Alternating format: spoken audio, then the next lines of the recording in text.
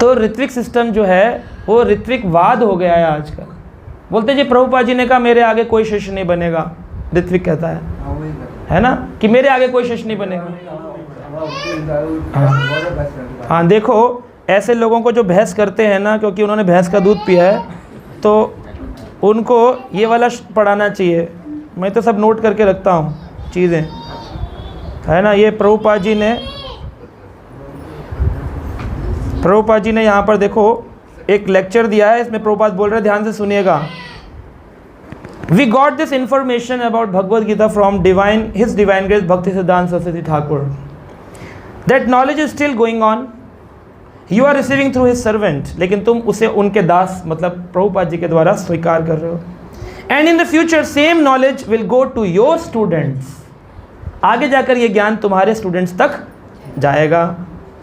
This is called परंपरा system, इसको परंपरा कहते हैं। एवं परंपरा प्राप्त राज ऋषविदो Sakal Neha yoga नश परंतपा, Bhagavad Gita 4th chapter verse number 2 Prabhupada ने कोट किया। It is not that you have become a student and you will remain a student, ये नहीं है कि तुम एक बार शिष्य बन गए तुम्हें शिष्य ही रहना है। No, one day you shall become guru and make more students and many many more. क्यों बोला प्रभुपाद ने, क्यों परंपरा का नाम लिया?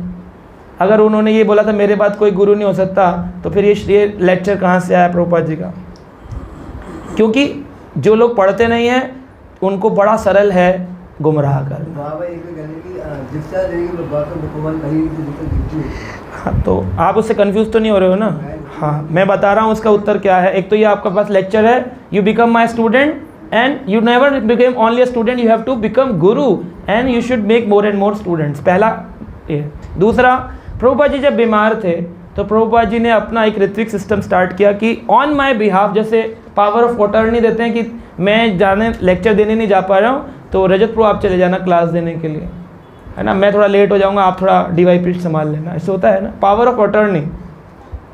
तो पावर ऑफ अटॉर्नी थी। प्रभुपाद जी वृंदावन बॉम्बे में थे। प्रभुपाद जी ने अपने इस्कॉन के डिवोटीज से कहा, जो सीनियर थे उस समय GBC थे, कि आप लोग मेरे बिहाफ पर दीक्षा का समारोह करो, मैं बीड्स जप करके आपको भेज दूंगा और नाम भी दीक्षित दे दूंगा, आप अपने अपने एरिया के लोगों को यज्ञ करके वो बीड्स दे देना मेरे बिहाफ पे।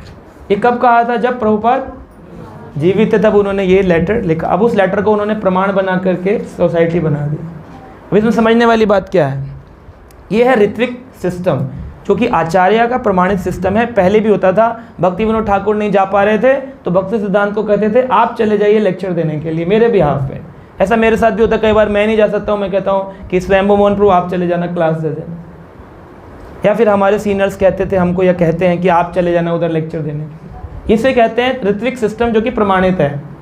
अब ऋत्विकवाद क्या होता है? जब किसी के एक इंस्ट्रक्शन को उसके चले जाने के बाद उसकी फोटोकॉपी पकड़ के उस इंस्ट्रक्शन को लाइफ टाइम का बना लेना।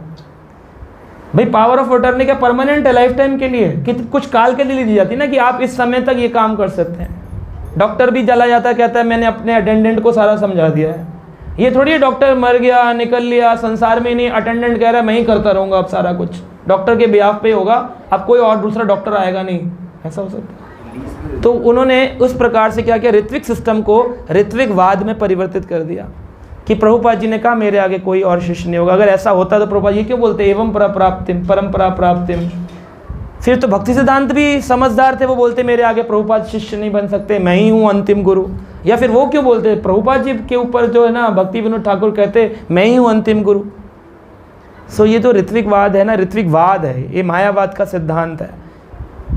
हमेशा जब भी दीक्षा हो वो लिविंग गुरु होना चाहिए, यानी जीवित गुरु होना चाहिए, जो आपको दीक्षा समारोह में दीक्षा दे। ऐसा नहीं होता है कि आप मूर्ति को टच करके बोले जी आज से आप प्रभुपाद जी के शिष्य। एक मिला था मुझे 25 साल का लड़का वृंदावन में, मैंने कहा, कहता है प्रभु आई वॉच योर वीडियोज़। मैं कहा थैंक यू हरे कृष्णा। मैं कहा यू आर डिसाइपल ऑफ, अब मुझे लगा कोई ना कोई आचार्य का, कह रहा प्रभुपाद। तो प्रभुपाद का 25 साल का शिष्य कहाँ से आ गया? तो फिर मैंने कहा यू आर, बोला आई एम ऋत्विक। मैं कहा वो मैं समझ गया था, कोई बात नहीं, हरे कृष्णा। सो इस तरह से ये लोग करते हैं कि सबको प्रभुपाद जी का शिष्य बना रहे हैं, पर this is a wrong system.